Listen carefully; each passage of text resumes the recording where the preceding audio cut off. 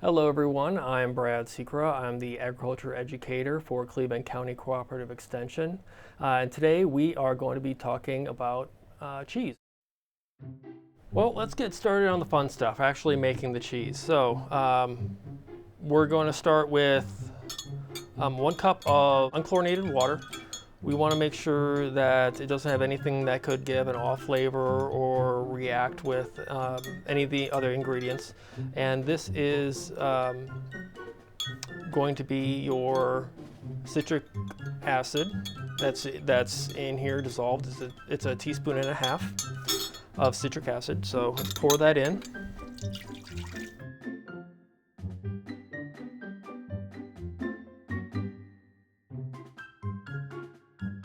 And next we're going to go ahead and put our milk in. So I'm not sure if you can see this, but this has got kind of a yellowy tint, yellowish tint compared to what you might see in the grocery store. And that's because this is raw milk, it's unpasteurized, it is unhomogenized from a local farm. And this is from Guernsey cows. So that explains why it's more of a golden color, golden Guernsey. It's an old brand that used to be around years ago. You don't have to use raw milk. I have made perfectly good mozzarella cheese out of store-bought, homogenized, pasteurized milk. But it can be difficult to find milk that works well. And some people might think automatically, oh, organic, that must be the best milk to use. Not necessarily. It has to do with how they pasteurize their milk. If they pasteurize their milk at a very high temperature in order to extend the shelf life, it's going to change the milk and make it so that it doesn't like to react to the rennet. And so it doesn't actually make good cheese. And you can get different levels of success depending on the type of milk you have. Some of it will make a curd, but it's not a very strong curd, it's not a very firm curd, and so it will tend to fall apart when you're trying to stir and cook that curd.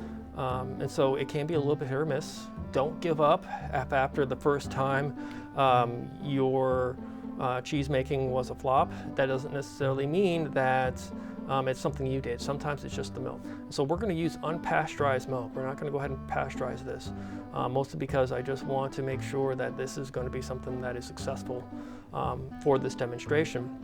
And I'm not going to eat this cheese in front of you before it's been pasteurized. There's enough research showing that unpasteurized milk can be unsafe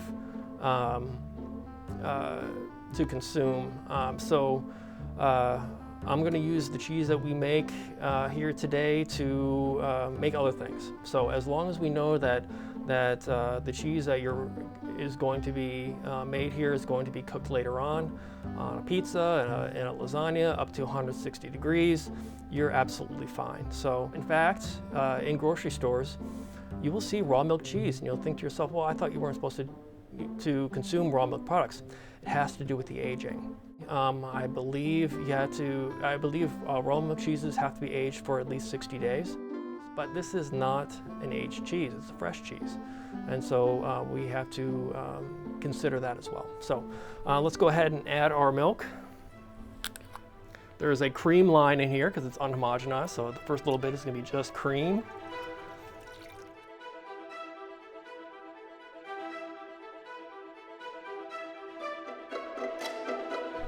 Okay, now we want to go ahead and stir this up pretty well. We want to make sure you get that citric acid well incorporated. And now we're going to go ahead and start to heat this up. And this isn't a race.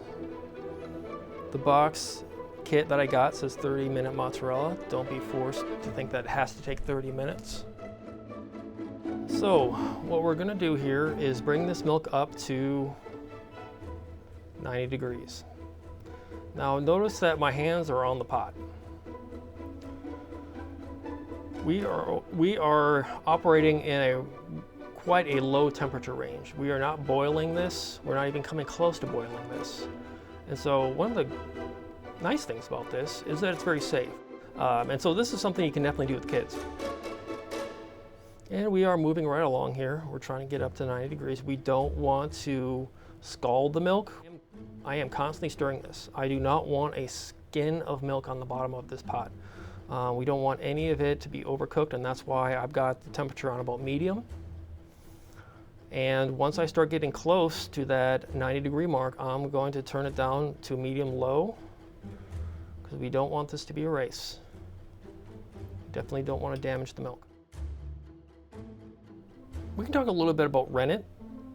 Originally, all rennet was animal rennet.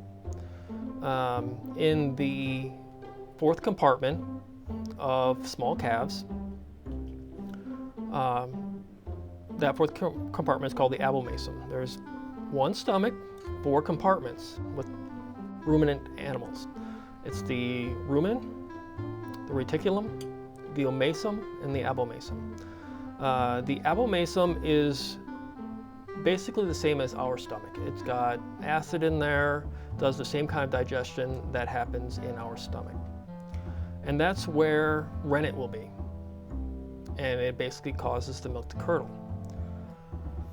And it does that in order to slow the milk down. If this stayed as a liquid, it would be harder to get full digestion. So it was advantageous for rennet to be in that stomach to take some of the solids out of this milk. We are going to create a solid from a liquid and make it so that we can make cheese out of it and make it more digestible so we get more nutrition out of it. We are using unchlorinated water. We don't want to use anything that will either impart a strange taste or interrupt the chemistry that's going on here. And so if you go to the grocery store and pick up bottled water, drinking water, spring water, even distilled water, any of those are fine. We just don't want anything that's been chlorinated. Actually, if you're out in the country and you live on a well, you can use well water too. Just make sure that you're not, it's not going through a softener system or a treatment system that adds anything to the water before you consume it or use it in cheese making. All right, so we're at 90 degrees. We're gonna go ahead and add the rennet. I have actually crushed up 1/4 of a tablet and then put that into a 1/4 cup of room temperature water. This is more of a suspension than it is actually dissolved. So I like to stir it up a little bit and then kind of pour it in there. And then what you do is you kind of stir it in there and kind of go an up and down motion, not so much stirring, for 30 seconds. Just trying to get that rennet nice and incorporated. Now, one of the other interesting things is that the instructions tell you to dissolve it in water. So it kind of implies that, oh yeah, you just drop a pill in there and it dissolves. Not so much. I actually had to crush that little pill, actually it's a 1/4 of a pill, with the spoon in that little measuring cup before I could add that 1/4 cup of water. And then it just became more of a suspension than anything. But it works just fine. It'll work on this milk here. And now we got a cover on here to keep the heat in, make sure we keep it at about 90 degrees. And we're gonna wait 5 minutes, and then we're gonna check it at 5 minutes and see where it is. Okay, that's part 2, everybody. We're gonna go ahead and do part 3. Hope you can join us.